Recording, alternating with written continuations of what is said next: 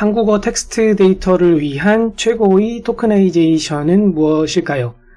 또 이것을 좀 더 다르게 표현해보면 한국어 텍스트 데이터를 대상으로 언어 모델을 만들 때 최고의 토크나이제이션은 무엇인지에 대해서 이야기를 해보도록 하겠습니다. 2020년에 AACL IJC NLP라는 자연어 처리 분야의 한 국제 학술 대회에서 논문이 한 편이 출판이 되었습니다. 제목은 이렇고요. On Empirical Study of Tokenization Strategies, 블라블라. 제목은 이렇고요. 이 논문 내용이 정확히 한국어 텍스트 데이터를 위한 최고의 토크나이제이션 기법이 무엇인지에 대해서 조사해본 그 결과를 공유하는 그런 논문입니다. 이 논문 제일 앞장을 지금 요 슬라이드 하단에서 보여드리고 있는데요. 지금 보시다시피 카카오 브레인에서 근무하시던 분이 1저자로 논문을 냈었습니다. 이 논문에서 비교한 토크나이제이션 기법들은 이 표에서 보시는 바와 같습니다. 이 표에서 로우 텍스트라고 되어 있는 것은 하나의 예시를 그냥 보여주고 있어요. 나랑 띄고 쇼핑하자 이라는 요 문장을 대상으로 토크나이제이션들이 여러 가지가 지금 소개가 되고 있는 것이죠. 총 6가지의 서로 다른 토크나이제이션 기법들이 나열이 되어 있고, 이러한 토크나이제이션을 통해서 나온 결과물을 예시로 이 오른쪽에서 보여주고 있습니다. 이 표에 대해서 간략히 이야기하기에 앞서서 먼저 이 아래쪽과 같이 질문을 한번 해보면 좋을 것 같아요. 왜 토크나이제이션이 중요한 것인가? 도대체 뭐하러 이런 분석을 해야만 했었나? 그냥 아무거나 쓰면 안 되나? 라고 생각을 할 수 있거든요. 이에 대해서 아마도 자연어 처리 쪽을 공부를 했던 사람이라면 이 첫 번째 줄과 같이 대답을 할 것 같아요. 토크나이제이션이 성능에 크게 영향을 미치니까. 정답이죠. 이게 맞는 얘기입니다. 근데 이렇게만 얘기를 하는 것보다는 요 아래쪽과 같이 이야기를 해보면 또 어떨까 싶습니다. 결국은 토크나이제이션이라는 것이 해주는 역할은 위쪽 표에서 예시를 통해서 나온 것처럼 원본 데이터는 raw 텍스트, 원본 텍스트 데이터는 나랑 띄고 쇼핑하자 이라고 되어 있는 데이터이지만 이것을 잘게 잘라주고 있죠. 말 그대로 토큰화, 잘게 잘라주고 있는 것이에요. 그래서 서로 다르게 잘라주고 있는 것을 알 수 있어요. 서로 다른 토크나이제이션 기법들이 서로 다른 기준을 가지고 같은 텍스트에 대해서도 서로 다른 토크나이제이션 결과를 보여주고 있는 것인데요. 결국은 이렇게 서로 다르게 잘라진, 서로 다르게 토크나이제이션 된 이 결과물을 모델에다가 인풋 데이터로 주어서 학습하게 만들 것이잖아요. 결국 이 상황은 이렇게 이야기를 해볼 수 있는 것이에요. 모델이 있을 때, 여기 M이라고 써져 있는 게 모델이라고 보시면 이 모델이 배울 대상이 결국 이 데이터지 않습니까? 나랑 쇼핑하자라는 이 데이터로부터 모델이 배우게끔 하자는 것인데, 이 데이터가 설사 그 원본이 동일하다 할지라도 서로 다른 안경, 여기서 제가 여기다가 이 눈을 위에다가 그려놨고 이 눈에다가 어떤 안경인지에 대해서, 어떤 눈을 의미하는 것인지에 대해서 깃발로 이렇게 표기를 해보았는데요. 예를 들어 CB라고 표기되어진 이 토크나이제이션 기법을 사용을 해서 데이터를 보게끔 할 수도 있는 것이고, 실라블이라는 기준으로 되어 있는 실라블 기준의 눈 혹은 실라블 기준의 안경을 쓰고 데이터를 보게끔 할 수도 있는 것이에요. 결국은 모델의 눈 역할을 하는 것이다. 토크나이제이션은 모델로 하여금 데이터를 어떤 식으로 바라보게끔 할 것인지 그것을 결정 지어주는 것이에요. 결국은 모델이 아무리 훌륭하게 디자인이 되어 있다 한들, 또 데이터가 아무리 깔끔하게 또 대량의 양질의 데이터가 준비되어 있다 한들 이 안경이 형편없으면, 색안경을 끼고 보게 되면 곱게 보일 리가 있나? 이거는 그냥 제가 한번 써본 말인데요. 결국은 이 안경 역할, 눈 역할을 하는 것이기 때문에 대단히 중요한 것이에요. 머신러닝 모델, 일반적인 머신러닝 데이터 드리븐 어프로치에서 얘기하는 피처와 되게 밀접한 그런 개념인 것입니다. 똑같은 데이터가 주어져 있다 할지라도 그로부터 피처 데피니션을 어떻게 하느냐에 따라서 머신러닝 모델들의 성능이 천차만별이 되는 것처럼, 동일하게 이 언어 모델들에서 사용하는 데이터가 동일하게 주어져 있다 할지라도 이 언어 모델이 어떤 안경, 어떤 눈으로 데이터를 보게 할 것이냐에 의해서 그 성능은 매우 달라지게 될 것이에요. 그리고 그것은 바로 이 눈 역할을 하는 것이 바로 이 토크나이저이기 때문에 바로 그러하다라고 정리를 할 수 있을 것 같습니다. 자, 그럼 이제 표로 다시 돌아와 보겠습니다. 이 표에는 6가지의 토커나이제이션 기법들이 나와 있는데요. 당연히 이것들 말고도 다른 토커나이제이션 기법들도 존재합니다. 이 표에 나와 있는 게 이 세상의 전부는 아니에요. 첫 번째 줄에 있는 CV는 consonant랑 vowel에 해당이 되는 것이고요. 우리나라 말의 그 자음 모음을 의미하는 것이에요. 그래서 이 나랑 쇼핑하자라는 텍스트에 대해서도 지금 아래쪽 예시에 보이는 것처럼 니은, 아, 리을, 아 이런 식으로 자음 모음 단위로 다 분리하고 있는 것을 알 수가 있죠. 여기서 이 공백에 해당되는 것도 분명히 중요한 정보가 될 수 있고 또 여기서도 명확히 그것을 표기하기 위해서 공백은 별표로 바꿔서 표기를 해주고 있습니다.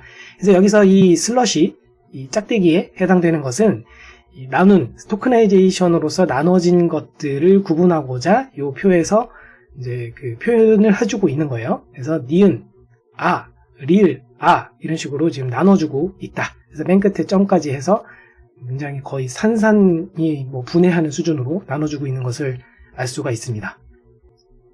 두 번째 줄에 있는 것은 실라블이라고 되어 있죠. 그래서 음절 단위. 그러니까 한국어에서 이 문장에서 이 글자 단위로 나누는 거다. 그렇게 보시면 될 것 같아요. 그래서 나, 랑, 그리고 공백, 쇼, 핑, 하, 자, 점. 네, 이런 것이 바로 이제 실라블 기반의 토커나이제이션이라고 보시면 될 것 같고요. 몰핌 단위는 몰핌은 이제 우리나라 말로 형태소라고 해요. 그래서 의미를 가진 가장 작은 단위로 해서 나눠주고 있어요. 그래서 나, 랑 하고 나서 공백 나오고 쇼핑이라는 것은 이제 하나로 함께 존재를 했을 때 하나의 의미를 가지는 것이다. 그래서 쇼핑 묶어주고 그 다음에 하, 자, 점이라고 이제 나눌 수 있다 라는 것이고요. 그 다음 줄에 있는 건 서브월드라고 되어 있습니다. 바로 이 서브월드와 그 아래 줄에 있는 몰피머웨어 서브월드라는 이 두 녀석이 이 6개의 토커나이제이션 중에서 소위 말하는 인싸다, 주인공이다 라고 보시면 되겠고요. 랭귀지 모델들에서 널리 사용되는 그런 기법들이다. 그런 토커나이제이션 기법이 바로 이 서브월드에 해당이 돼요. 그래서 바이트 페어 인코딩이라고 하는 줄여서 BPE라고 불리우는 기법을 사용한 것이 바로 여기서 얘기하는 서브월드라고 되어 있는 게 바로 그 BPE를 의미하는 것이다 라고 보시면 되겠고요. 이 BPE 기반의 토커나이제이션 기법에 대한 좀 더 자세한 설명은 별도의 다른 자료를 찾아보시면 될 것 같습니다. 본 영상은 BPE에 대한 자세한 내용을 다루는 것이 아니라 서로 다른 토커나이제이션들 중에서 한국어의 경우에는 한국어 텍스트의 경우에는 어떤 것이 제일 좋더라 라는 것을 짧게 리뷰해 드리는 것이 본 컨텐츠의 내용입니다. 자, 그래서 서브월드 기반의 토커나이제이션의 예시로 이 오른쪽을 보시면 이 나랑이라는 거 앞에 언더바가 붙었죠. 그리고 show라는 거 앞에도 언더바가 붙었고요. 이게 이 언더바가 의미하는 것은 띄어쓰기를 의미하는 것이다. 혹은 맨 앞에 등장한 것도 그 앞에 띄어쓰기가 있다라고 이제 판단을 해서 다 앞에 언더바가 붙어 있는 것을 알 수가 있어요. 이런 식으로 해서 띄어쓰기에 해당되는 이 화이트 스페이스에 해당되는 정보도 토커나이제이션 안쪽에 아예 그냥 들어가게 된다라고 볼 수가 있겠죠. 어쨌든 그래서 언더바 나랑 하고 나서 언더바 쇼 하고 핑하 하고 자, 점 이런 식으로 나뉘어질 수 있겠다. 하나의 예시인 거예요. 이거는 이런 서브월드를 하면 항상 이렇게 된다. 그런 걸로 오해하시면 안 돼요. 하나의 예시이다. 그러면 그 아래줄에 있는 몰피머웨어 서브월드에 대한 예시를 또 볼까요? 둘 다 서브월드라고 되어 있으니까 둘 다 BPE라는 그 기법을 사용하는 것임에는 분명하다라고 보시면 되겠고요. 예시를 통해서 차이를 좀 살펴보자면 이 서브월드에서는 붙여져 있었던 거, 나랑을 몰핌 단위로 봤을 때는 나눠져 있는 게 맞기 때문에 몰핌 어웨어, 즉 몰핌을 고려해서 몰핌이라는 그 형태소 단위를 인식해서 고려해서 한 서브월드 관점에서 봤을 땐 나와 랑을 또 나눠주는 게 맞다. 그래서 나눠주고 있어요. 그리고 쇼랑 핑은 나눴지만 핑하가 붙어 있었죠. 이거 되게 사실 한국 사람이 볼 땐 이거를 왜 묶었지? 라고 생각될 정도로 이상한 거라고 볼 수 있는데 이런 경우는 이제 몰핌 단위에서는 이거를 나눠주고 있는 것처럼 그래서 핑과 하는 붙여주지 않고 몰피머웨어 서브월드에서는 또 나눠주는 것을 알 수가 있습니다. 결국에는 이 몰피머웨어 서브월드라는 토커나이제이션은 BP 기법을 사용을 하기는 하되 몰핌 단위로서 토크나이제이션 해야 되는 것들은 최소한 나눠주는 거다. 그러면서도 BP를 사용하는 녀석이다. 그렇게 정리를 해볼 수가 있어요. 실제로 몰핌, 즉 형태소 분석기에 의해서 형태소 단위로 나눠주고 나서 그 다음에 그렇게 형태소 단위에 대해서 BP를 또 적용한 것이 바로 이 몰피머웨어 서브월드의 실체입니다. 마지막 6번째 녀석은 월드라고 되어 있는데요. 그냥 띄어쓰기 단위다, 어절 단위다 라고 보시면 되겠어요. 그래서 나랑 나눠주고 쇼핑하자 고 점 해서 이렇게 3개로 토커나이제이션이 되는 것이 그 예시가 되겠습니다. 이 논문의 제목으로 다시 돌아가 보자면 엠피리컬 스터디잖아요. 그러니까 뭔가 새로운 토크나이제이션 기법을 제시를 한 것은 아니고요. 이 코리안 NLP 타스크들이 어떤 것들이 있는지에 대해선 잠시 뒤에 볼 것이지만 다양한 NLP 분야의 타스크에 대해서 그 토크나이제이션 기법들이 어떤 것이 좋은지를 실험적으로 분석했다는 것이 이 논문의 그 주요 내용이거든요. 그렇기 때문에 토크나이제이션 기법들 보시면 이게 이 중에 어떤 한두 녀석이 이 논문에서 새롭게 제시된 게 아니에요. 기존에 존재하던 토크나이제이션 기법들을 소개를 해주고 있는 것이고 그것들에 대해서 이제 실험 결과를 통해서 이제 어떤 것이 제일 좋은지를 보여주고 있습니다. 지금 화면에 보여지는 이 테이블 3, 이 표는 트랜슬레이션, 그러니까 번역 태스크에 대한 실험 결과를 요약을 해주고 있고요. 한국어에서 영어로 또 영어에서 한국어로 트랜슬레이션 할 때의 성능을 보여주고 있습니다. 이 성능 수치들은 이 트랜슬레이션 타스크에서 널리 사용되는 매트릭 중에 하나인 블루스코어라는 것을 사용해서 계산된 값들이 되겠고요. 이 표의 가장 왼쪽 열부터 보시자면 토크나이제이션 기법들이 나열이 되어 있지요. 하나, 둘, 셋, 넷, 다섯, 여섯. 6가지의 토크나이제이션 기법들이 나열이 되어 있고 각각의 토크나이제이션 기법을 사용했을 때 만들어지는 vocabulary 사이즈가 몇인지도 여기 나와 있습니다. 토크나이제이션에 대해서 이야기를 하다가 갑자기 왜 vocabulary라는 용어가 등장했는지 또 그 vocabulary 사이즈라는 게 도대체 무슨 의미를 갖는지에 대해서 좀 그 설명이 갑자기 점프되었다 이렇게 느끼는 분도 있을 수 있는데요. 왼쪽에 그려놓은 그림을 통해서 설명을 해보자면 이 모델마다 서로 다른 토크나이제이션 기법의 안경을 쓸 수 있다고 설명을 드렸잖아요. 근데 설명이 용이함을 위해서 지금부터 이 안경은 실라블, 그러니까 음절, 글자 단위의 안경이라고 가정을 해보겠습니다. 설사 똑같은 음절 단위의 안경이라 할지라도 그 안경에는 도수가 다를 수 있어요. 혹은 해상도라고 얘기할까요? 이게 다를 수 있어요. 그래서 그 같은 문서, 이게 다 문서라고 본다면 똑같은 문서를 본다 할지라도 만약에 이 실라블이라는 안경에 단 4글자만 나는 이 안경을 통해서 볼 수 있다라고 하면은 결국엔 이 안경의 해상도는 4밖에 안 되는 거죠. 4글자만 알아볼 수 있으니까요. 이런 안경을 끼고 이걸 문서를 보게 되면 나랑 쇼핑할래? 라는 문장이 여기 등장을 해도 나랑 쇼핑이라는 4글자만 알아볼 수 있고 할래? 라는 단어가 나오면 할래라는 글자가 나오면 그거는 이 목록이 없잖아요. 그러니까 그런 녀석들은 내가 볼 수 있는 내 안경의 스펙을 벗어났는데 해가지고 그런 녀석들을 out of vocabulary, 나의 시야를 벗어난 녀석이야. 나의 vocabulary 목록을 벗어난 녀석. 이걸 vocabulary라고 불러요. 이 목록을 vocabulary를 벗어난 녀석이야. 그래서 그걸 여기서 OOV라고 표기가 되어 있습니다. out of vocabulary다 라고 이야기를 합니다. 그러면 똑같은 실라블 안경이라 할지라도 이 vocabulary가 더 크면 클수록 더 그 문서 안에 있는 그 글자들을 더 풍성하게 읽을 수가 있겠죠. 그죠? 그렇기 때문에 똑같은 안경이라 할지라도 vocabulary 사이즈가 몇이냐는 것은 대단히 중요한 요소가 되는 것이에요. 그래서 여기서 보시면 실라블 단위에서는 일단 vocabulary 사이즈를 2K라고 써놨는데요. 이 K는 1000 혹은 1024라고 생각을 하시면 돼요. 그러면 대략적으로 봤을 때 이걸 1000이라고 본다면 1000 곱하기 2가 되는 것이니까 2000개다 라는 것을 의미하는 것이죠. vocabulary에 들어있는 아이템의 개수가 글자, 실라블이니까 실라블의 개수가 2000개 정도 된다 라고 보시면 되는 것입니다. 그러면 그 아래쪽에 있는 몰핌의 경우에는 몰핌이라는 토크나이저, 또 몰핌 단위로 보는 안경을 썼는데 그 안경에 들어있는 이 해상도가 혹은 뭐 그 안에 들어있는 보캐블러리의 개수, 사이즈가 8K부터 64K까지 서로 다른 보캐블러리 사이즈를 가진 그런 다양한 안경을 가지고 실험을 수행을 한 것이죠. 똑같은 몰핌 안경이라 할지라도 해상도를 서로 달리하면서 실험을 수행했다라는 것입니다. 당연한 얘기지만 이 해상도가 얼마냐에 따라서 이 보캐블러리 사이즈가 얼마였느냐에 따라서 똑같은 데이터에 대해서 성능 측정을 할 때라도 OOV가 얼마나 등장할지가 영향을 받게 되겠죠. 그렇죠?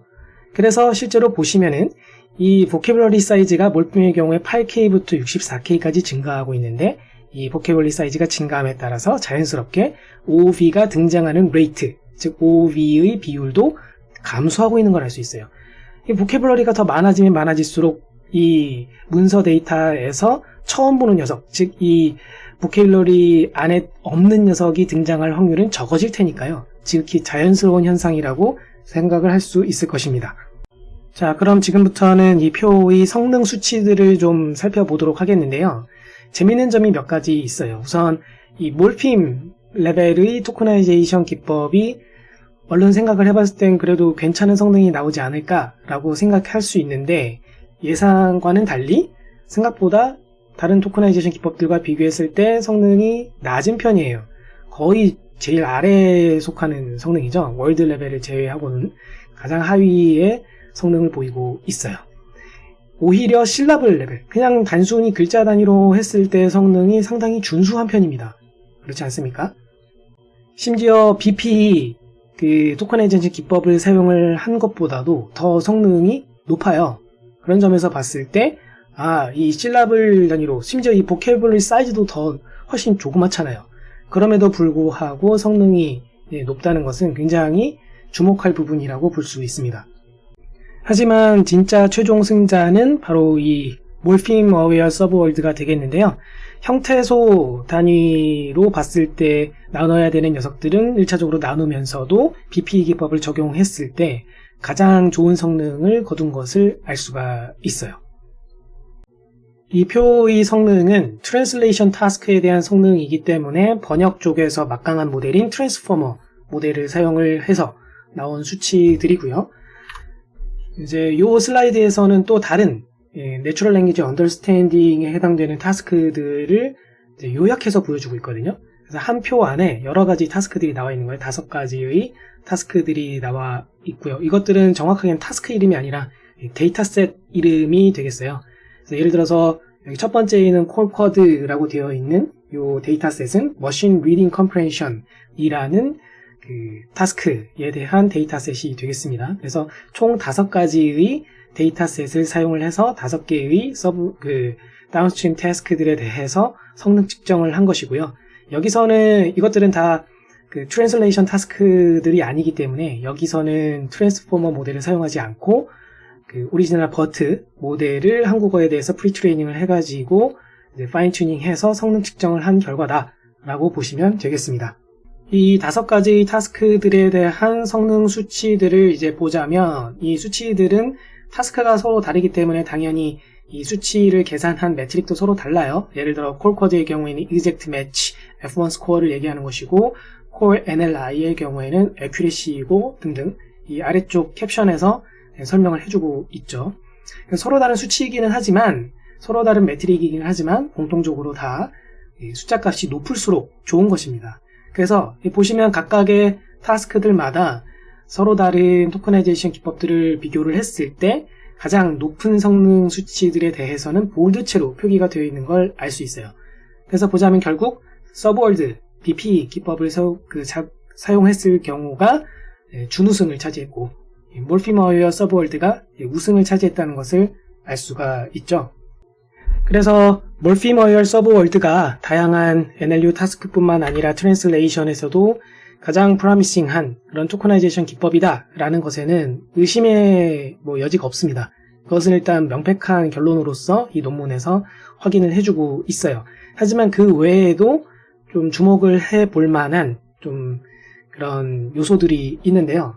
우선 첫 번째로 콜쿼드 타스크를 제외하면 몰핌 어웨어 서브월드 기법에서 그 일관성 있게 이 보캐블리 사이즈가 커짐에 따라서 성능이 증가하는 그런 현상을 보였다라는 것이죠. 그런데 이 현상은 모든 타스크에서 다 보인 게 아니라 이 core NLI부터 PAWSX까지는 이런 현상이 보였지만 core code에서는 이 중간에 32K일 때 이제 정점을 찍고서는 그 다음부터는 좀 주춤하는 현상을 보이죠. 그리고 앞서 봤었던 표, 이 트랜슬레이션 타스크의 경우에도 몰핑워이어 서브월드 기법에서 32K일 때가 가장 좋았고 그 이상으로 더 커지게 되면은 다시 또 성능이 내려가는 그런 현상을 봤었습니다. 그리고 두 번째 요소는 이 몰핑워이어 서브월드가 분명히 가장 좋은 토커나이제이션 기법이라는 것은 증명이 되었지만 다른 2위나 3위에 해당되는 토커나이제이션 기법들과의 차이가 생각보다 크지 않다라는 점이에요.